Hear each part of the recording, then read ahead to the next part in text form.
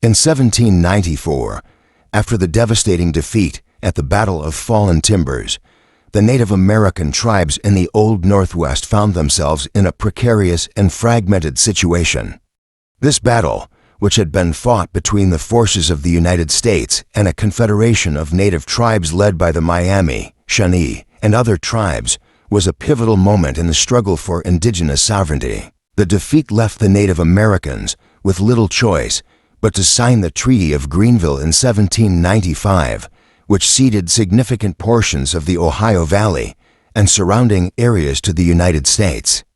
For many tribes, this treaty was seen as a betrayal by their leaders, as it marked the beginning of a systematic loss of land and resources that had been the heart of their cultural and spiritual identity. Tecumseh, a young Shawnee leader at the time, was deeply affected by the consequences of this defeat. The Treaty of Greenville and the ensuing land concessions seemed to represent the collapse of any chance for Native Americans to preserve their way of life in the face of increasing American expansionism. Tecumseh, who had witnessed the ravages of colonialism and settler encroachment, was determined not to accept the fragmented and divided future that the treaty offered. For him, it was clear that if the native peoples continued to act as individual tribes, they would be easily picked off by the growing power of the United States. Instead, he believed that only through unity could the indigenous peoples hope to resist the overwhelming tide of American settlement and military encroachment. By the turn of the 19th century, Tecumseh had established himself as one of the most charismatic and capable leaders among the Shawnee and their allies. With a vision of uniting the various tribes across the region into a confederacy that could present a unified front against American encroachment, he set out to rally the disparate nations of the Old Northwest. His message was clear and simple. The lands of Native Americans belonged to all of them collectively, and no tribe had the right to cede land without the approval of the entire Confederacy. This radical idea challenged the long-standing customs of native diplomacy, in which each tribe acted independently in negotiations. But Tecumseh understood that without a united front, the tribes would continue to be divided and conquered by the ever-growing American forces. During this time, Tecumseh's brother, Lalawathoka, also known as Tenskwatawa, emerged as a powerful spiritual leader. Tenskwatawa had experienced a deep spiritual awakening in 1805, which he believed had been divinely inspired. After a trance-like vision, he adopted the name the Prophet and began preaching a message of spiritual renewal among the native peoples. His teachings rejected the assimilationist practices introduced by the Europeans, such as intermarriage with whites, the consumption of alcohol, and the adoption of European agricultural methods. Instead, he called for a return to the traditional ways of life, urging the tribes to embrace their cultural heritage and reject the influence of the white settlers. Tenskwatawa's teachings gained widespread support, and his movement became a significant force in the Old Northwest, particularly in the Ohio Valley. Tenskwatawa's followers, who believed in his ability to commune with the Great Spirit, saw him as the key to restoring their ancestral power. His spiritual movement was not only a religious revival, but also a political one. Tenskwatawa's message was closely aligned with Tecumseh's vision of unity and resistance, and the two brothers began working together to create a unified native confederacy. While Tenskwatawa provided the spiritual guidance, Tecumseh took on the role of military and political strategist, forging alliances with a variety of tribes from the Great Lakes to the Mississippi River. Together, the two brothers began to form the beginnings of what would later become one of the most formidable Native American alliances in history. Tecumseh's confederacy began to take shape with the establishment of Prophetstown, a town located on the Wabash River near present-day Indiana. Prophetstown became the heart of the movement, a place where Native leaders from various tribes could meet, discuss, and plan their resistance to American encroachment. The settlement quickly grew into a multi-tribal community, with Tecumseh as its military leader and Tenskwatawa as its spiritual guide. The town became a beacon for Native peoples who were seeking to resist the encroachment of settlers and the spread of American influence. Prophetstown represented a living example of the kind of unity that Tecumseh envisioned a united front of Native American tribes working together to secure their sovereignty and preserve their land. However, this growing power did not go unnoticed. William Henry Harrison, the governor of the Indiana Territory, viewed Tecumseh's movement as a direct threat to American expansion. Harrison, who had a long history of conflict with Native tribes, saw Tecumseh as a major obstacle to the United States' westward expansion. In response to the growing influence of Prophetstown and Tecumseh's Confederacy, Harrison sought to undermine their efforts. In 1810, he negotiated the Treaty of Fort Wayne with several tribes, including the Delaware and the Potawatomi, which ceded large swaths of land to the United States.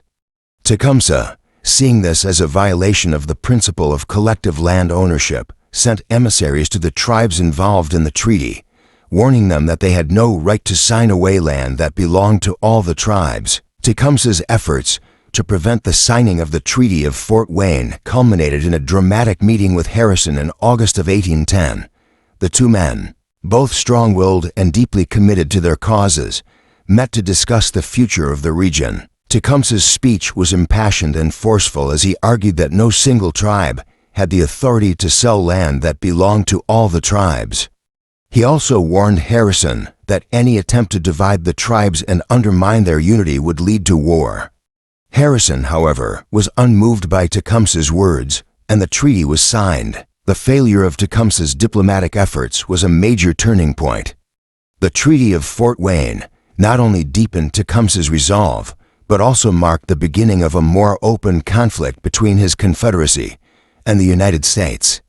In 1811, Tecumseh embarked on a diplomatic mission to the southern tribes, hoping to convince them to join his Confederacy and resist the growing American influence. He was successful in gaining the support of several tribes, including the Muskogee Creek Nation, but his efforts were ultimately delayed by tensions within the southern tribes themselves, many of whom had already grown prosperous through trade with the United States and were not eager to jeopardize their new way of life. The failure of Tecumseh's diplomatic efforts was a major turning point.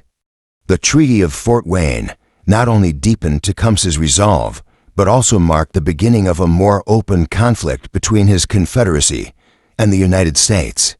In 1811, Tecumseh embarked on a diplomatic mission to the southern tribes, hoping to convince them to join his Confederacy and resist the growing American influence. He was successful in gaining the support of several tribes, including the Muskogee Creek Nation, but his efforts were ultimately delayed by tensions within the southern tribes themselves, many of whom had already grown prosperous through trade with the United States and were not eager to jeopardize their new way of life. While Tecumseh was away, the United States moved quickly to neutralize his influence.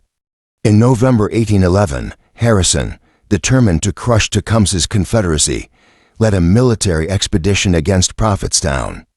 The Battle of Tippecanoe, which took place on November 7, 1811, was a decisive engagement in which Harrison's forces defeated the followers of Tenskwatawa, who had remained behind in Prophetstown. The battle marked a turning point for both sides.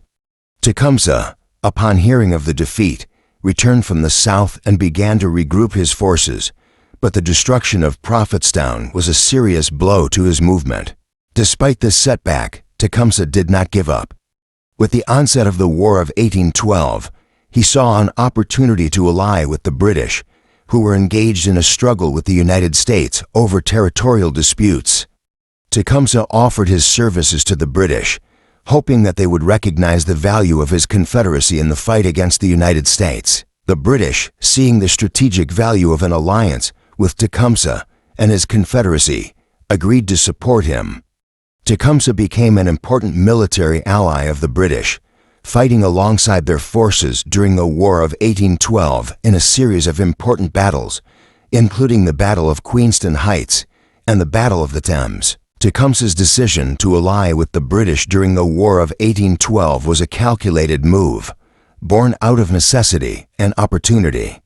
With the United States aggressively expanding into native territories, Tecumseh recognized that an alliance with the British, who were already fighting against the Americans, offered the best chance to secure his people's future. The British, seeking to strengthen their position against the U.S., welcomed the alliance, seeing the value in Tecumseh's well-organized and battle-hardened Confederacy.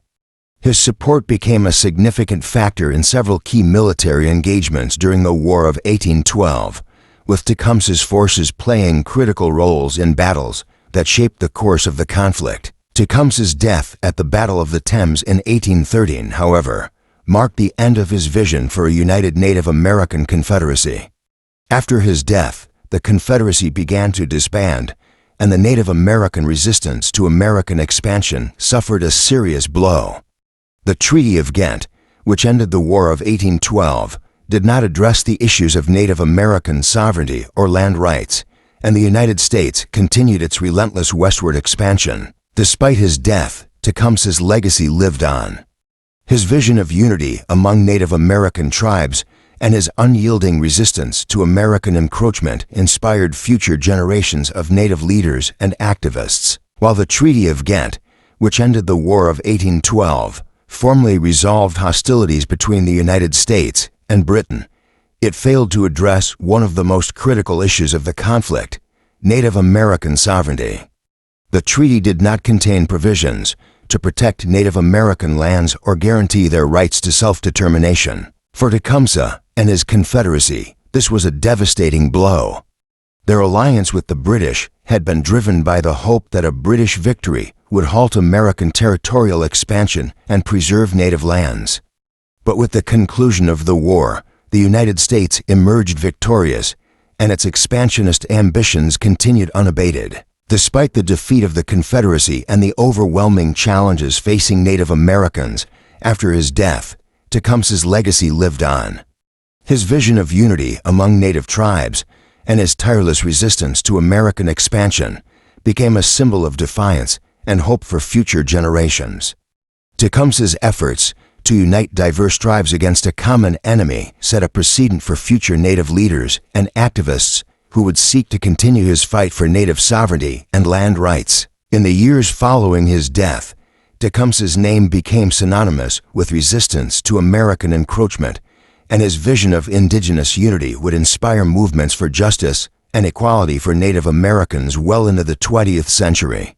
Leaders like Sitting Bull, Geronimo, and others in the late 19th century drew inspiration from Tecumseh's example, as did later generations of Native American activists during the Civil Rights Movement and the Red Power movement of the 1960s and 1970s. Tecumseh's commitment to a united Indigenous front and his ability to see beyond individual tribal interests to the larger cause of Native survival and dignity left a lasting imprint on Native American history. While the political and military efforts to resist American expansion ultimately faltered, Tecumseh's example continued to serve as a powerful reminder of the importance of unity, leadership, and the relentless defense of Native lands and rights.